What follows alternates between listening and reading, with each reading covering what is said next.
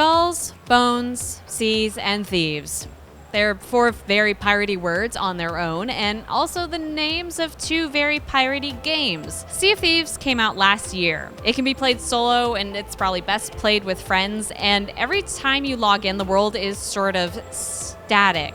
You have the same ship unless you've upgraded some cosmetics. You can run into enemy players, but you don't necessarily run into enemy NPCs unless you're digging for buried treasure and aggravate some skeletons. So Ubisoft is making Skull and Bones, and that has people asking, where does Skull and Bones fit into the pirate economy? I think the differences between Skull and Bones and Sea of Thieves run deeper than simply the surface level of whether you want your pirates cartoony or whether you want your pirates gritty.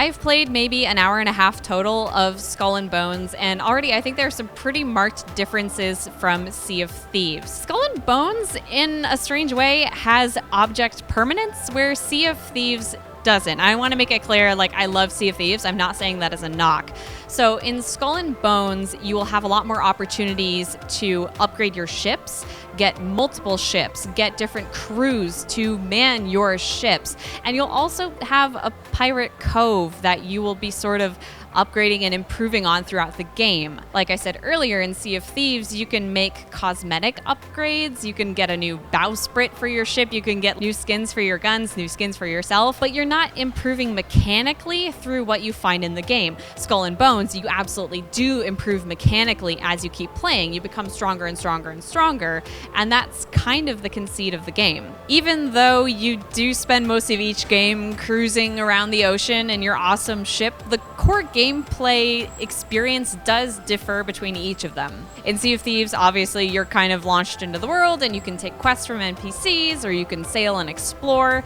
And more recently, they have been introducing DLC where you can do more focused, big, awesome quests. In Skull and Bones, however, there is a 4-on-4 PvP mode, as well as a PvPvE mode called Hunting Ground, which is the one that I actually played at this E3, where essentially you are in an area of the Indian Ocean, and there are other players there, and there are also NPCs there. And of course, you can choose to attack the other players, you can choose to team up with the other players, each of you still commanding your own ship and kind of working together to bring down the AI-controlled ships who may be, say, British merchants, they might be bounty hunters who are after you, etc.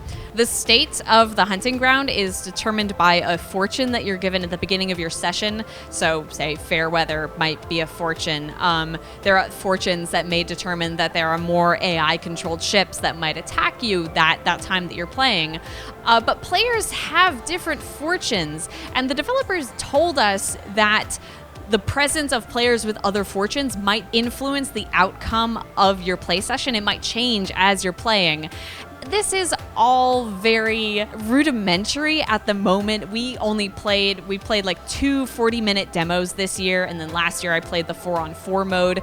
So I haven't been able to see how that bears out in terms of a long play session.